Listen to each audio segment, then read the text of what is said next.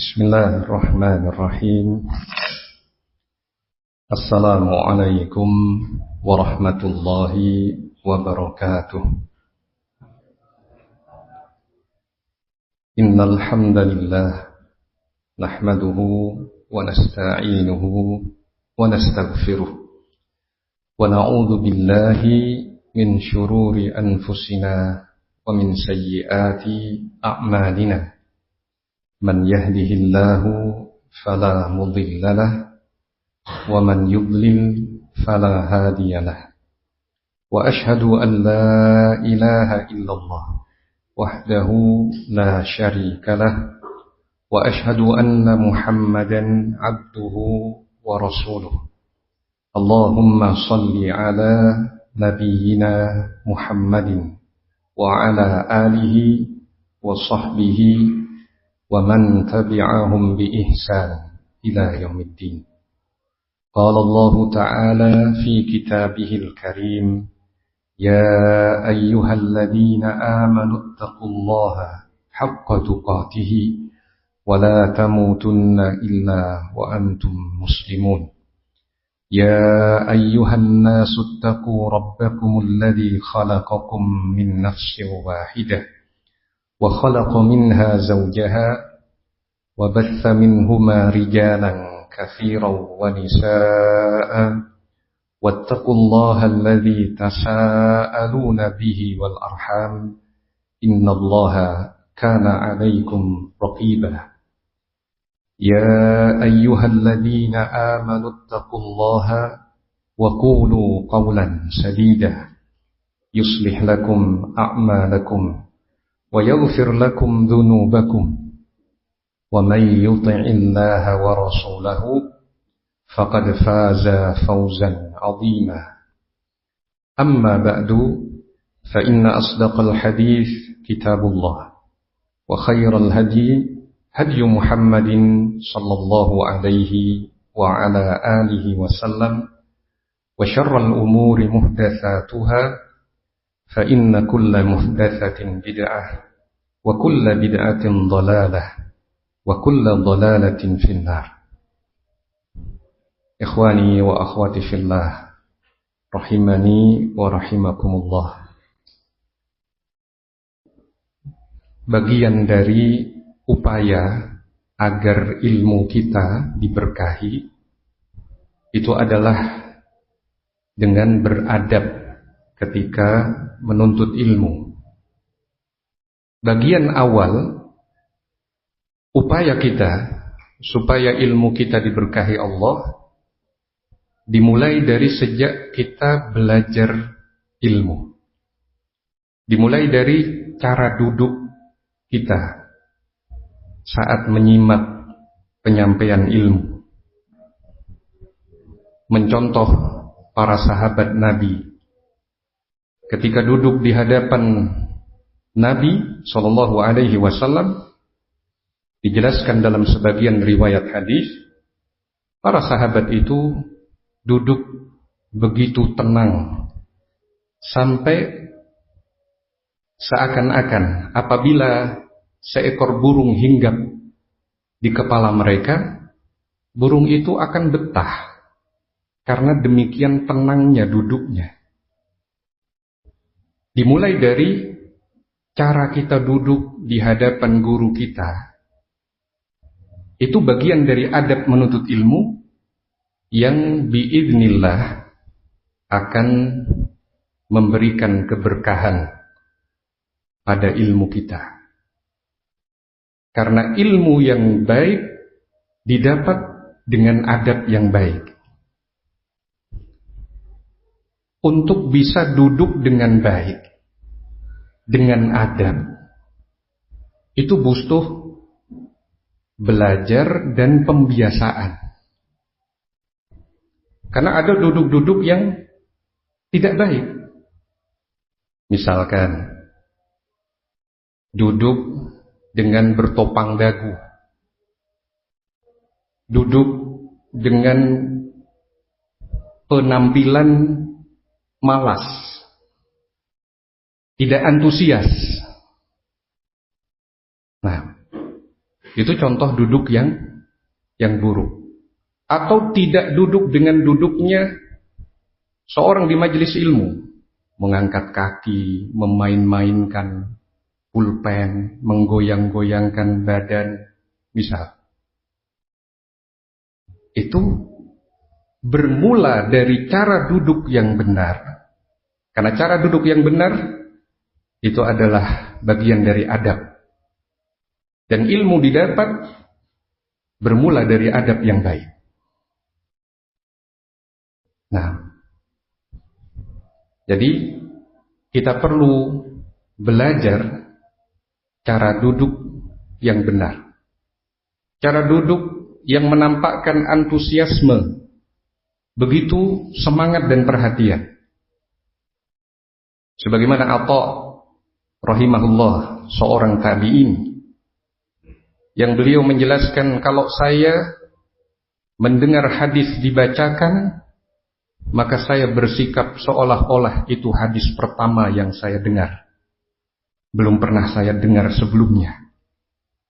Meskipun kadang hadis yang disampaikan seseorang kepada saya, itu hadis yang sudah pernah saya dengar, bahkan sebelum orang itu lahir.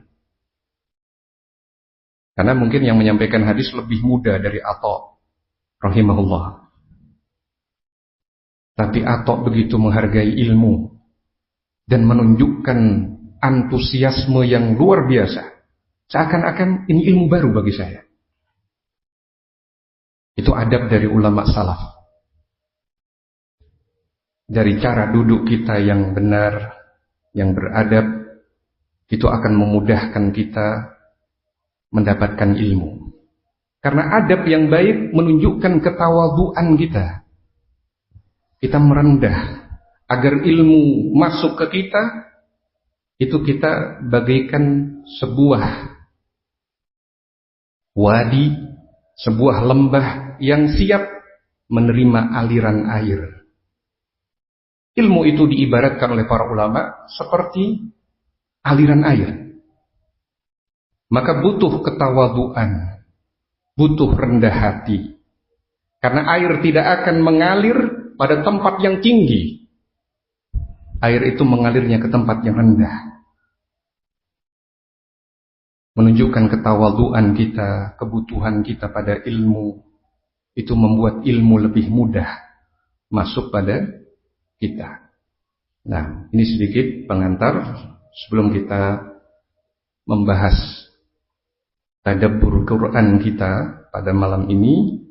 Kita akan mengkaji satu ayat saja dari surah Al-Hasyr yang insyaallah mayoritas antum para thullabul ilm sudah menghafalnya.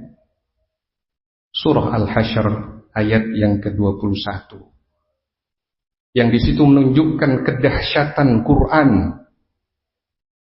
Yang kalau seandainya diturunkan kepada gunung, yang kalau gunung itu memahami Quran, maka gunung itu akan tunduk dan terpecah belah. Khasyian mutasaddian min khasyatillah, karena takut kepada Allah. Dan pada malam ini ada 5 poin utama kajian kita. Kita akan mengutip dari tafsir Ibnu Katsir, kemudian juga tafsir As-Sa'di. Demikian juga kita akan kutip dari penjelasan Ibnu Rajab Al-Hanbali yang menukil doa dari Nabi dalam Sahih Muslim agar seorang terhindar dari hati yang tidak khusyuk. Kemudian juga kita akan bahas ayat-ayat lain yang menunjukkan kedahsyatan Quran. Yang sebenarnya dengan bacaan Quran itu layak gunung itu berjalan. Dan bumi itu terbelah. Orang mati diajak bicara. Kalau seandainya itu diizinkan Allah. Layak Quran untuk menjadi sebab hal-hal yang menakjubkan terjadi. Kita akan bahas di bagian yang keempat, insyaallah. Kemudian kita akan rangkum pelajaran yang bisa kita ambil dari ayat ke-21 dari surah Al-Hasyr ini. Semoga Allah Subhanahu wa taala memberikan taufik dan pertolongan kepada kita. Kita mulai dari ayat pembacaan surah Al-Hasyr ayat 21. A'udzu billahi as-sami'il 'alim minasy syaithanir rajim min hamzihi wa nafthihi wa nafthihi. Law anzalna hadzal qur'ana 'ala jabalin la ra'aitahu khashi'an mutasaddian min khashyatillah.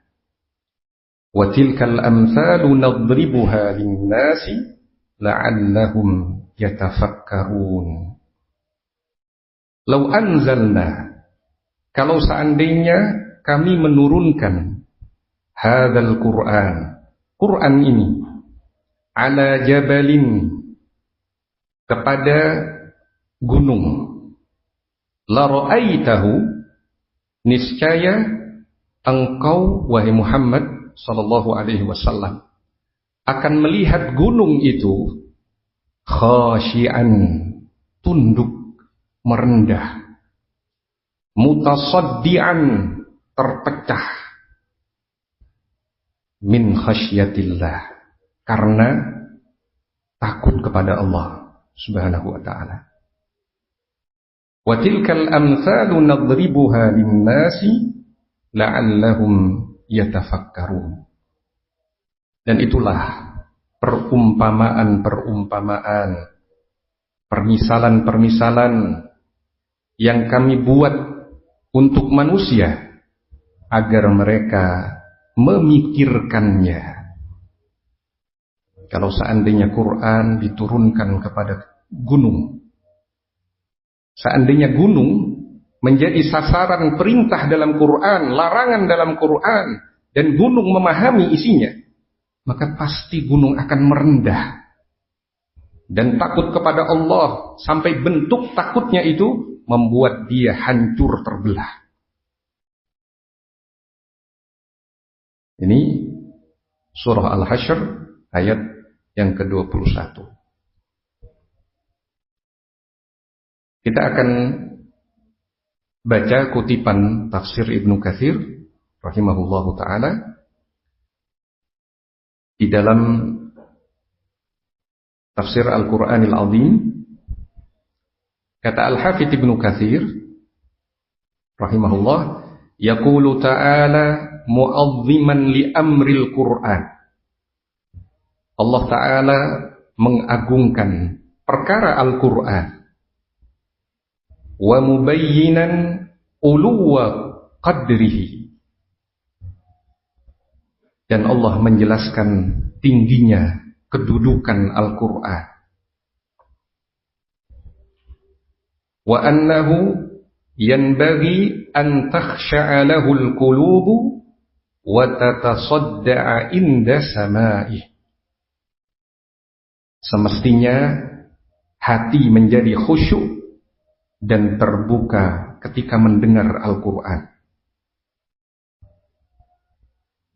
Lima fihi minal wa'dil haqqi wal wa'idil akid, karena di dalamnya terdapat janji yang benar dan ancaman yang ditekankan. Kalau orang beriman dengar janji dalam Quran, begitu rindu, begitu berharap. Ketika mendengar ancaman, begitu takut. Nah, Al-Quran itu mengandung janji yang benar dan ancaman yang ditekankan. Kemudian di slide itu saya beri titik-titik, di sana kutipan ayatnya, law anzalna hadzal qur'ana 'ala jabalin, dan seterusnya. Itu titik-titik yang ada di tafsir Ibnu Katsir. Supaya tampilannya lebih besar, maka saya ganti dengan titik-titik saja, karena ayatnya sudah kita sebut di awal. Kemudian kalimat berikutnya dari Al-Hafidz Ibnu Katsir rahimahullah, fa idza kana al-jabalu fi ghilzatihi wa qasawatihi law fahima hadzal Qur'an fatadabbara ma fihi la khasha'a wa tasadda'a min khaufillahi azza wa jalla. Apabila gunung saja yang begitu kokoh dan keras, seandainya memahami Al-Quran ini, menghayati isinya, mentadabburi. Menghayati itu mentadabburi. Niscaya gunung akan tunduk dan terbelah karena takut kepada Allah Azza wa Jalla. فَكَيْفَ يَلِيقُ بِكُمْ أَيُّهَا الْبَشَرُ أَنْ لَا تَلِينَ قُلُوبُكُمْ وَتَخْشَعَ وَتَتَصَدَّعَ مِنْ خَشْيَةِ اللَّهِ. Kalau gunung saja seperti itu, lalu bagaimana dengan kalian, wahai manusia? Mengapa hati kalian tidak menjadi lunak, khusyuk, dan terbuka karena takut kepada Allah? وَقَدْ فَهِمْتُمْ عَنِ اللَّهِ أَمْرَهُ وَتَدَبَّرْتُمْ كِتَابَهُ. Padahal kalian bisa memahami perintah dari Allah dan mentadabburi kitabnya. Kalau kalian mau, kalian bisa belajar memahami makna firman Allah, yang itu jika sampai ke hati kalian, maka kalian akan menjadi yang begitu lembut hatinya, terbuka pemahamannya, bercahaya dan bersinar pengetahuannya. Nah, ini yang disebutkan di dalam tafsir Al-Quranil Azim karya Ibnu Katsir. Kalau gunung saja seandainya paham isi Al-Quran bisa tunduk dan terbelah, lalu kalian yang punya kesempatan mentadabburinya, kenapa justru kalian menghindar, menjauh, abai, tidak peduli dengan isi Al-Quran? Seakan-akan demikian. Al-Hafidz Ibnu Katsir rahimahullah menjelaskan. Nah, ini sedikit kutipan dalam tafsir Ibnu Katsir. Di maktabah kita ada tafsir Ibnu Katsir, sebagian asatidah kita juga punya tafsir Ibnu Katsir, bisa dirujuk ke tafsir tersebut. Berikutnya kita akan kutip nukilan dari tafsir As-Sa'di. Nukilan dari tafsir As-Sa'di. Kata Asy-Syaikh Abdurrahman bin Nasir As-Sa'di rahimahullahu ta'ala, tafsir As-Sa'di itu anugerah bagi salafiyin, ya, dicela dan dicemooh oleh para hizbiyin, para musuh dakwah. Tafsir As-Sa'di itu, padahal kandungannya begitu luar biasa. Kata Syekh Abdurrahman bin Nasir As-Sa'di rahimahullah, jadi sebenarnya sebelum saya menyusun ini, saya kumpulkan dulu kutipan-kutipan dari tafsir At-Tabari, tafsir Ibnu Katsir, tafsir Az-Zajjaj, tafsir Al-Baghawi, kemudian juga Ibnu Abi Zamanain. Ya, setelah itu, setelah dikumpulkan baru dipilih. Ternyata mungkin karena keterbatasan waktu, 2 saja, tafsir Ibnu Katsir dan tafsir As-Sa'di. Dengan tidak mengenyampingkan kelebihan pada masing-masing tafsir itu, dan kita butuh dengan semua penjelasan yang ada di tafsir itu, tafsir As-Sa'di termasuk memiliki penjelasan-penjelasan dari sudut pandang yang berbeda, melengkapi khazanah keilmuan kita untuk semakin memahami ayat ini. Syekh Abdurrahman bin Nasir As-Sa'di rahimahullah menyatakan, fa inna hadzal Qur'ana law anzalahu ala jabalin la ra'aitahu khashi'an mutasaddian min khasyatillah.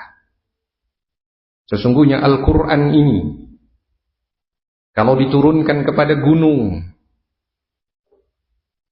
niscaya engkau akan melihat gunung itu tunduk dan terbelah karena takut kepada Allah.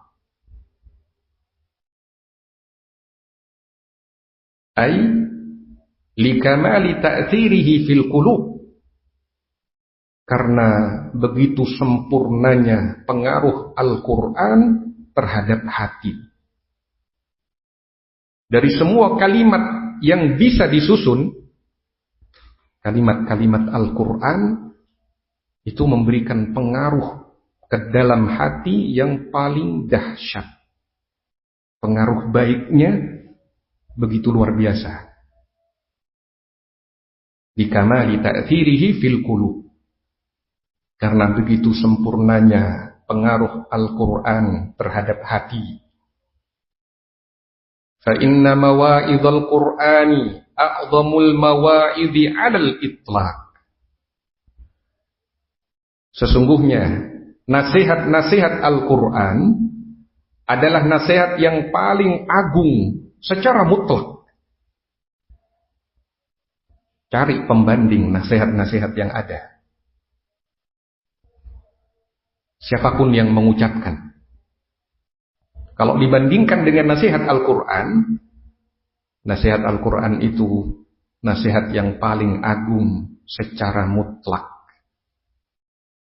Wa awamirahu wa nawahihi muhtawiyatun 'alal hikami wal masalihil makrunati biha.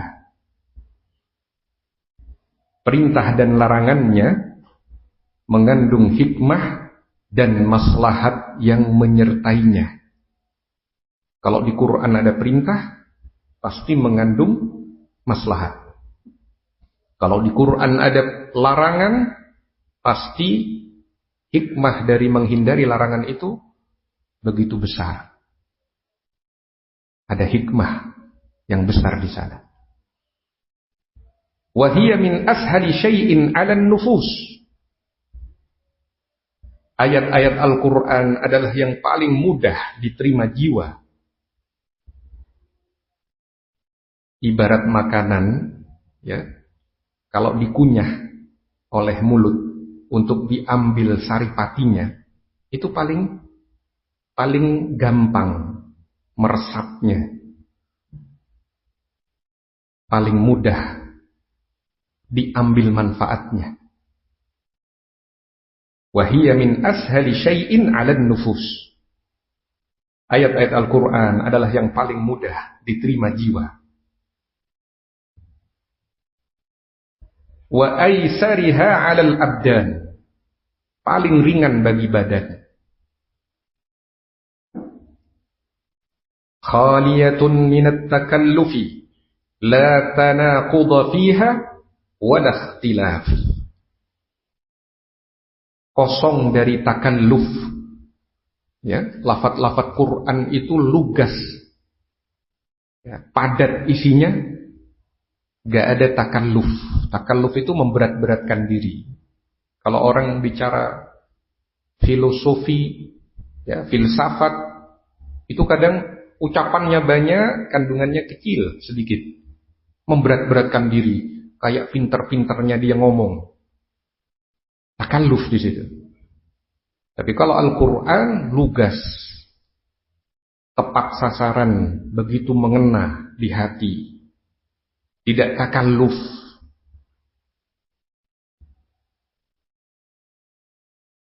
Wala su'ubata fiha wala i'tisab. Tadi disebut la tanaqudha fiha wala ikhtilaf.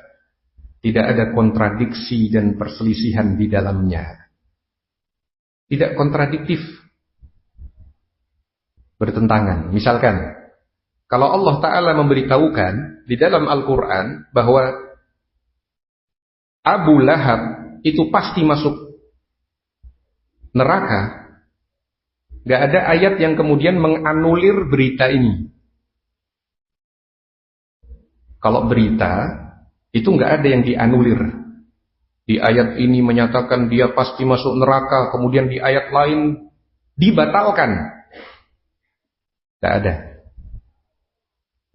Beda dengan hukum amal, ya. Hukum amalan. Kalau amalan berupa pensyariatan itu ada nasikh dan mansukh.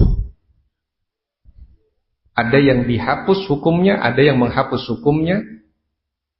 Bisa sebagai bentuk keringanan.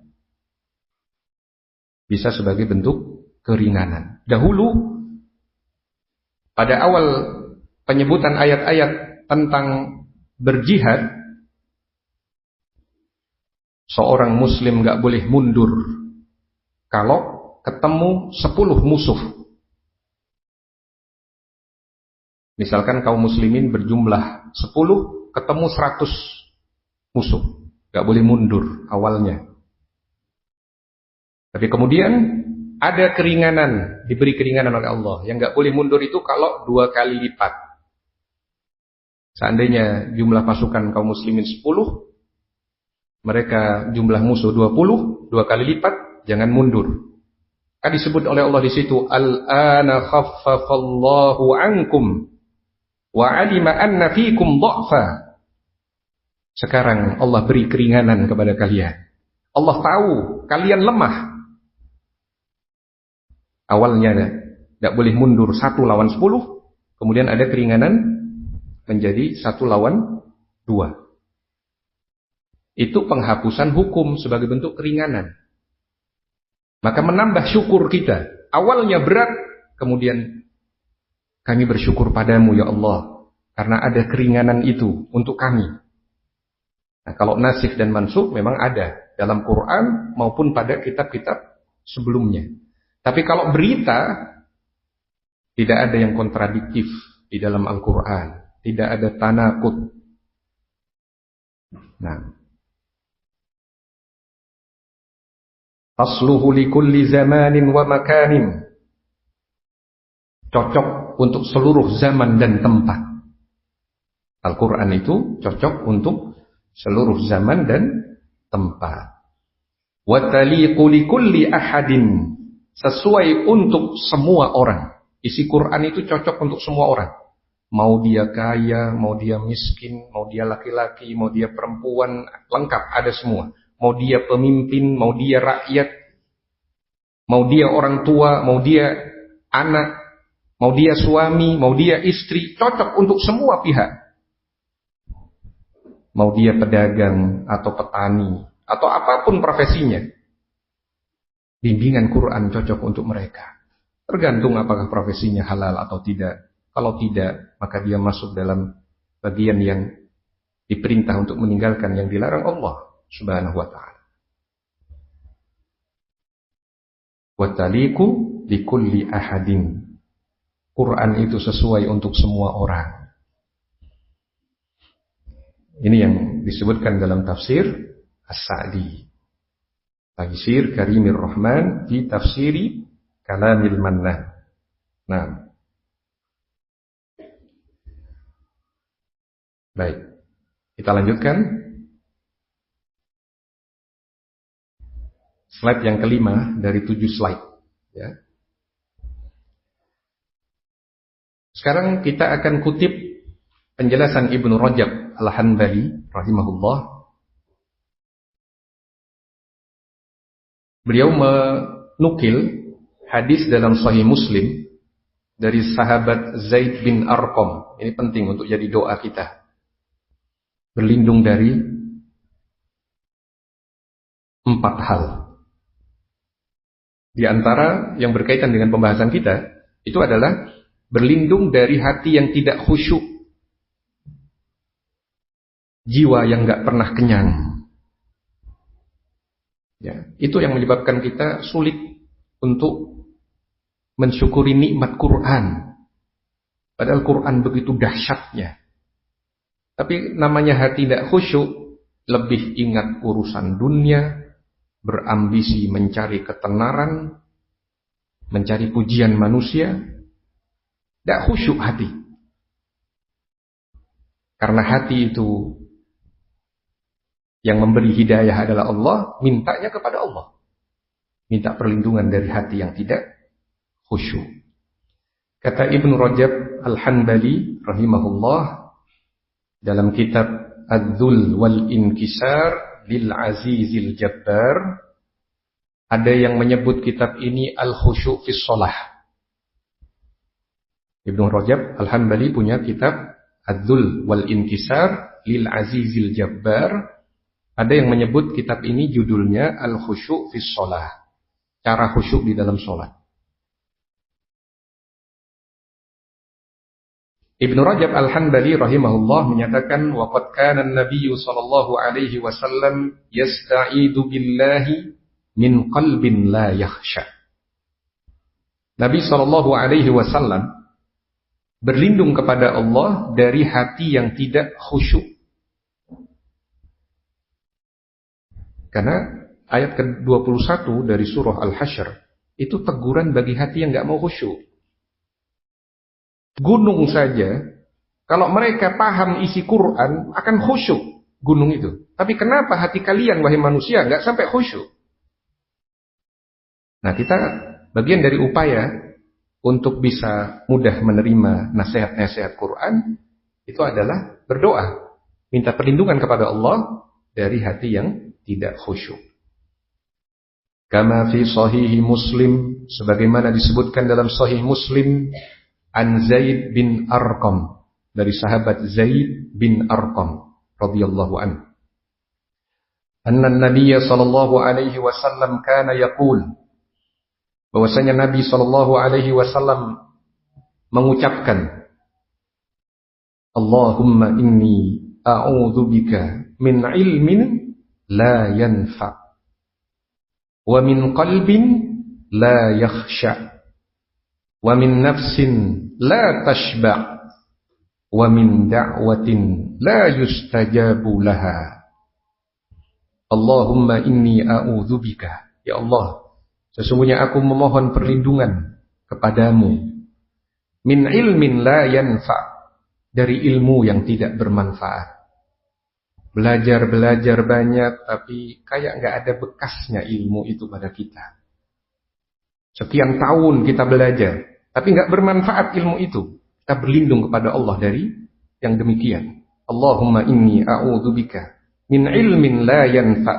Ya Allah, sesungguhnya aku berlindung kepadamu dari ilmu yang tidak bermanfaat. Wa min qalbin la yakhsha, dari hati yang tidak khusyuk. Salat tidak khusyuk. Salat inginnya cepat-cepat selesai, kayak beban salat itu. Tapi kalau orang khusyuk, dia begitu menikmati salat itu, karena hatinya tunduk kepada Allah.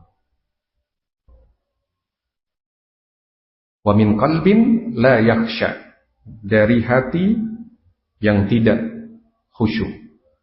Wa min nafsin la tashba', dan dari jiwa yang tidak pernah kenyang. Selalu kurang terus. Tidak ada merasa cukup, tidak ada qanaah di situ. Selalu kayak lapar terus mengejar harta, mengejar ambisi dunia. Itu hati yang jiwa yang enggak pernah kenyang. Wa min nafsin la tashba', wa min da'watin la yustajabu laha, dan dari doa yang tidak dikabulkan. Di doa ini berisi 4 perlindungan. Berlindung dari ilmu yang tidak bermanfaat. Allahumma inni a'udzubika min ilmin la yanfa'. Yang kedua, dari hati yang tidak khusyuk. Wa min qalbin la yakhsha. Yang ketiga, dari jiwa yang tidak pernah kenyang, rakus, selalu mengejar kesenangan, nikmat. Sebentar kemudian lapar lagi, tidak pernah kenyang. Dari hati yang tidak khusyuk, ya, Yang kedua dari hati yang tidak khusyuk, yang ketiga dari jiwa yang tidak pernah kenyang. Wa min nafsin la tashba wa min da'watin la yustajabu laha. Dari doa yang tidak dikabulkan. Nah. Baik. Kalau sudah masuk waktu Isya, ya ini tersisa 2 slide lagi. 1 slide tentang makna ayat yang lain yang mendukung ayat ke-21 dari surah Al-Hasyr. Kemudian rangkuman di slide yang terakhir, kesimpulan dan rangkuman, pelajaran yang bisa diambil. Bagi muadzin, fal yu'adzin, silahkan azan terlebih dahulu. Nah.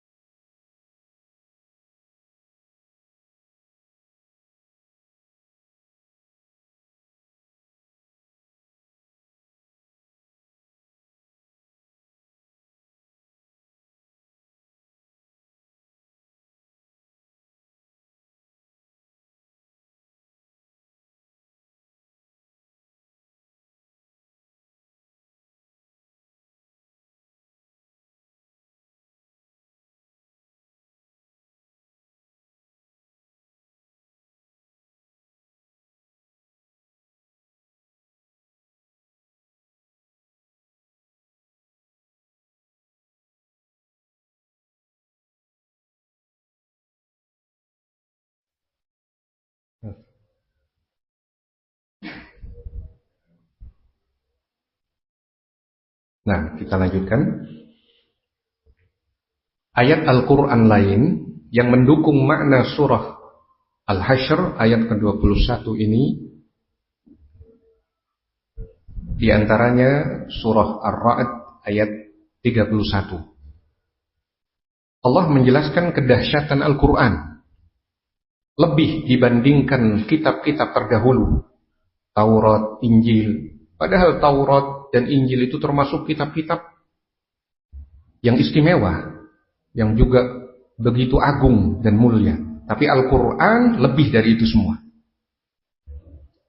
Allah Subhanahu wa ta'ala berfirman, "Walau anna Qur'anan suyirat bihil jibalu, au qutti'at bihil ardu, au kullima bihil mauta, bal lillahil amru jami'ah." Walau anna Qur'anan, kalau seandainya ada sebuah Quran, Quran itu bacaan, kitab maksudnya, yang dibaca. Suyirat bihil jibal, yang dengan bacaan Quran itu gunung yang sebenarnya engkau lihat diam di tempat, itu bisa berjalan. Kalau ada sebuah bacaan, ada kitab yang kalau dibaca bisa menyebabkan gunung itu bisa berjalan. Au qutti'at bil ardu, atau tanah atau bumi ini terpotong-potong. Au kullima bihil mauta, atau menjadikan orang-orang yang mati menjadi bisa diajak bicara. Maka itu adalah Quran. Itu adalah Al-Quran yang diturunkan kepada Nabi Muhammad SAW. Balillahil amru jami'a. Tetapi segala sesuatu itu tergantung Allah. Sesuai dengan apa yang diinginkan Allah. Kalau Allah menginginkan, tidak usah berjalan gunung, tidak usah terpecah tanah, tidak usah bisa diajak bicara orang yang mati, terjadi sesuai dengan kehendak Allah. Tapi kalau dari sisi kelayakan, kalau ada bacaan yang bisa membuat hal-hal menakjubkan itu terjadi, itulah Quran seharusnya.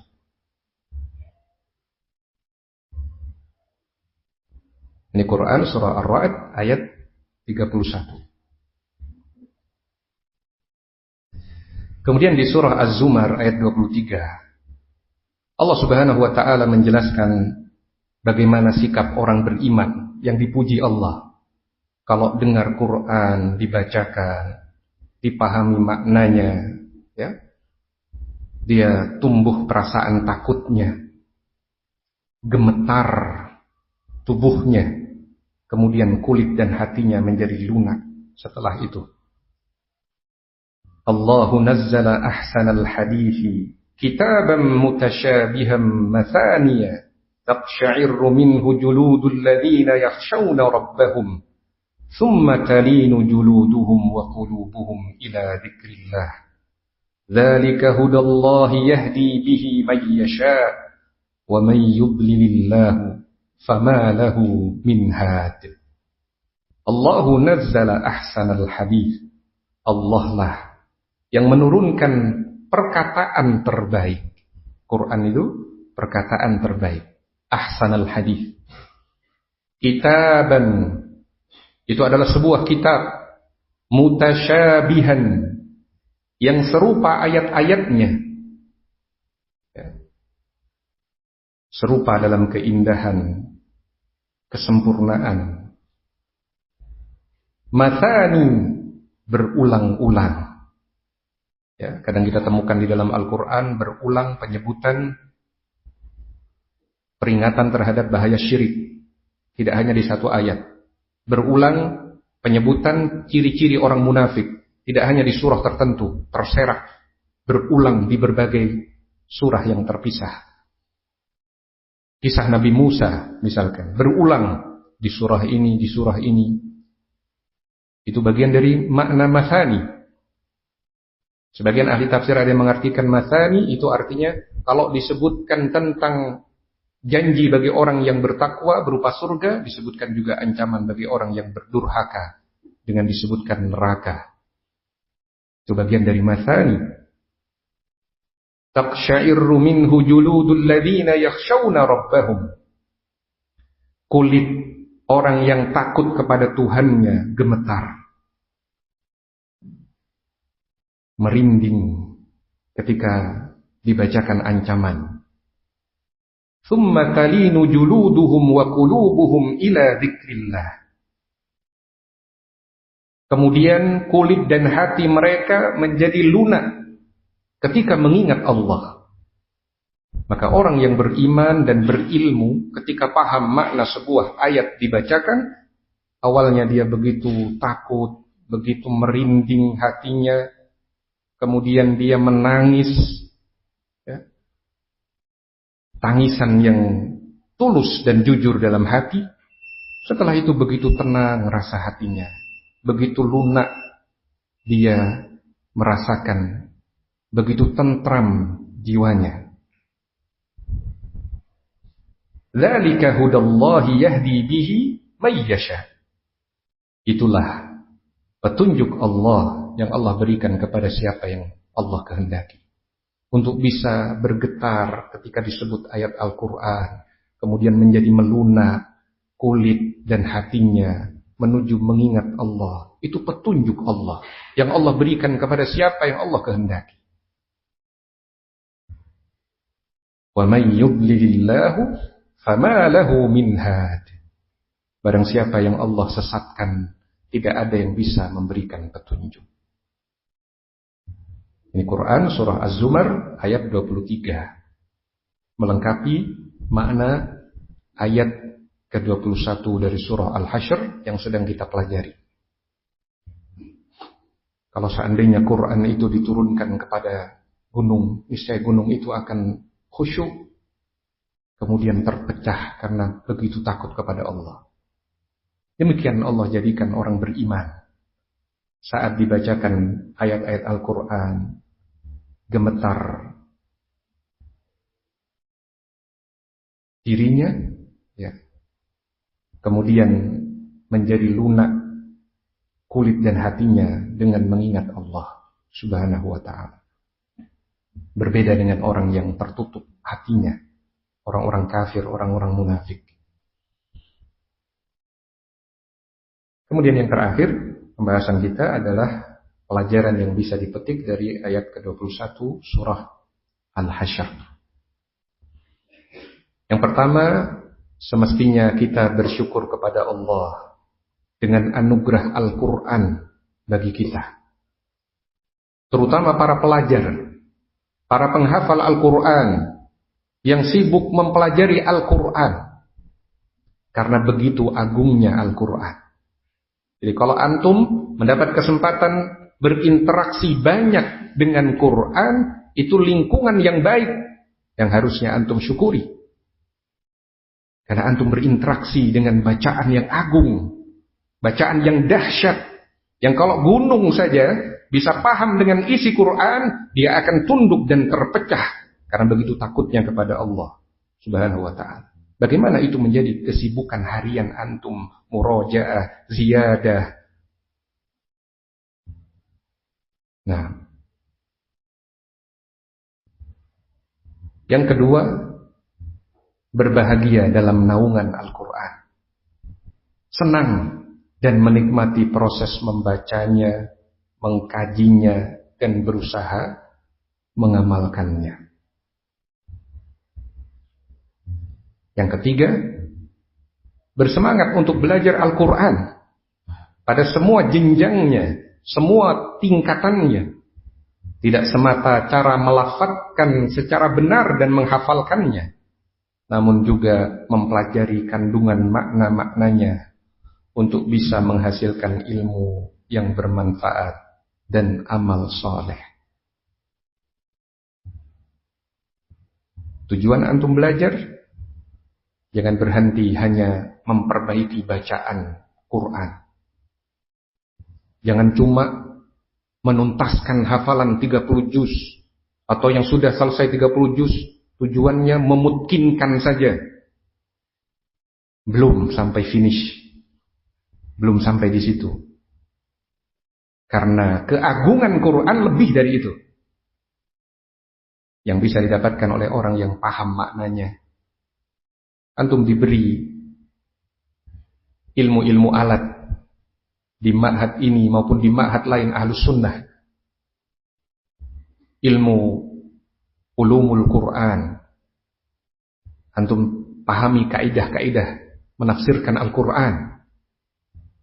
Antum diajari bahasa Arab sebagai ilmu alat yang lebih dasar juga. Nahwu, sorof. Ya. Antum dibekali dengan itu. Antum juga diajari ulumul hadis untuk mempelajari riwayat-riwayat. Karena kita nggak bisa paham makna Quran yang benar kalau kita tidak paham hadis yang menjelaskan isi Quran itu. Sedangkan riwayat-riwayat hadis begitu banyak. Ada yang sahih, ada yang hasan, ada yang dhaif, ada yang maudhu. Demikian juga ucapan sahabat, riwayat ucapan sahabat. Antum nggak bisa memilah mana ucapan sahabat Abdullah bin Abbas, benarkah beliau mengatakan demikian, atau hanya katanya saja beliau mengatakan demikian, padahal tidak. Kalau antum tidak mempelajari ulumul hadis, ilmu riwayat. Nah, tujuannya agar kita semua bisa memahami ayat-ayat Al-Quran yang dijelaskan oleh para ulama tafsir, dan kemudian menghasilkan ilmu yang bermanfaat dan amal soleh. Nah, ini mungkin yang bisa kita pelajari pada kesempatan kita di malam hari ini, adalah menjadikan kita sebagai ahlul Quran yang bisa senang dalam membacanya, mengkaji kandungan maknanya, dan juga memahaminya secara benar dan mengamalkan isinya. Subhanakallahumma wa bihamdika asyhadu an la ilaha illa anta astaghfiruka wa atubu ilaik. Wa sallallahu wasallama ala nabiyyina Muhammadin wa ala alihi wa sahbihi ajmain. Wassalamu alaikum warahmatullahi wabarakatuh.